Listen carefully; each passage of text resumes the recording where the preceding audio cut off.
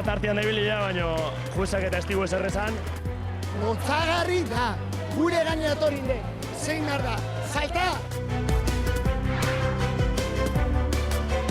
Azkenean, Hondarribiak irabazi du Donostiako bandera.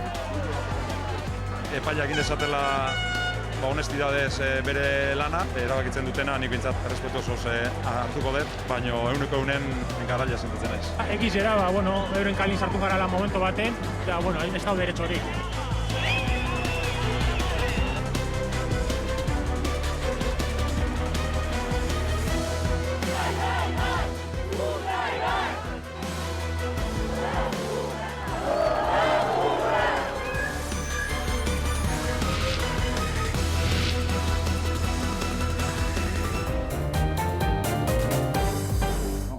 Uste dute gertatutakoa nola baita denok ikusi dugula, estropada normaltasun baten barruan zijoan, kanporako bidean, eta barrengo bandan, hor momentu batean Urdaibai hasten da, gure kalean sartzen, guri hurbiltzen, juezak lau biderero esan omen zion handik atetzeko, nik ez dakit hor deskuidatu intzian, o bentaja, gure kaleek saukan bentajura bilatu nahian edo, baina nire ustetan gehiegi arrasketu zuten, ez dakit zeinen errua izan zen, patroia bera pixkat obsekatu edo lehorretikan informazio hori zeukanak, ez dakit nola antolatzen dien beraiek etzion abizatu, baina juezak bai badakigu abizatu ziola, asuntoa da, nik uste dut pixkat deskuidatu intziela, eta nabarmen ikusten da, telebistan da, gure kalean sartu ziela azkenean, palak eta jo genitun, eta, horrek gero, reglamento aplikatu ezkero bere konsekuentziak ditu, ez?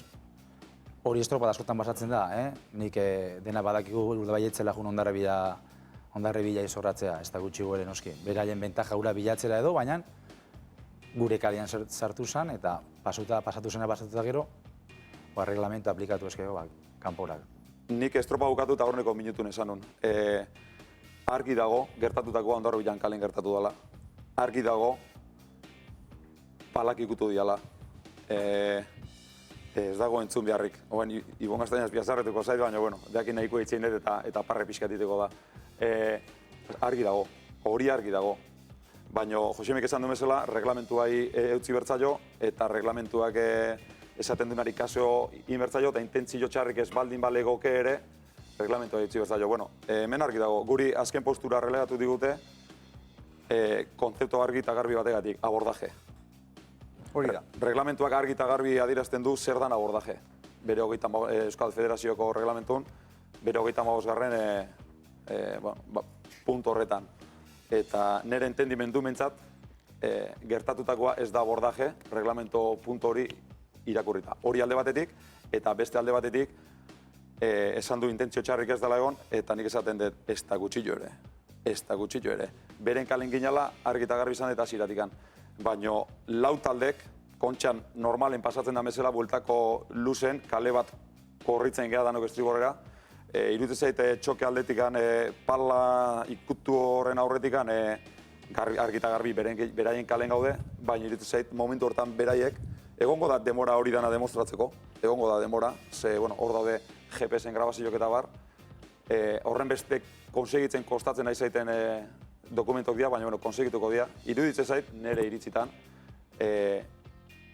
toke horren jarri dezagun minutu bat aurretik, Hondarribia 5. kalen dagoela, gu 4. edo hori jo 3. gure kalen, edo Kaiku 2. dagoen bezalaxe. Eta hor baten batek rumbo aldaketa bat egiten du. Legitimo, no legitimo, hori bakutzak bere iritzik esan. Alegian nijoa esatea, intentzio txarrek ez dela eki, nik uste oso garbi dola, ze berek kalia hartze deu askoz lehenago. Rumbo aldaketak, nik ez dezan nahi Hondarribia rumbo aldaketa baldin badu intentzio txarrek egidu nik bere jokua egindula. Baina Urdaibaiek udara guztin demostratu bezala batipat Urdaibaiko Bermeoko patroiak estropada asko inditu kale beren bitxalupa konpartituz. Beti iruditzen zait, patroi honek zerbait ona izan baldin badu udara guztin, kiroltasunez jokatzi izan dela. Eta astean zehar haitu ditut komentario batzuk eta igandetikan kirol legez ez duela jokatu, horixe bai ez detela admitutuko. Beste guztia nik ulertzen ditut danan posturak, baina kirol legez jokatu duela. Trumpik ez deulain, rumbo aldeketik ez deulain, baina onartzen etela gertatutakoa kale hortan gertatuela hori garbi dago. Baina reglamentu irakuta berriz diot, nire iritzitan, reglamentu hori zehatz aplikatuta, iganden gertatutakoa ez dala abordaje, nik bintzat oso garbi daukat.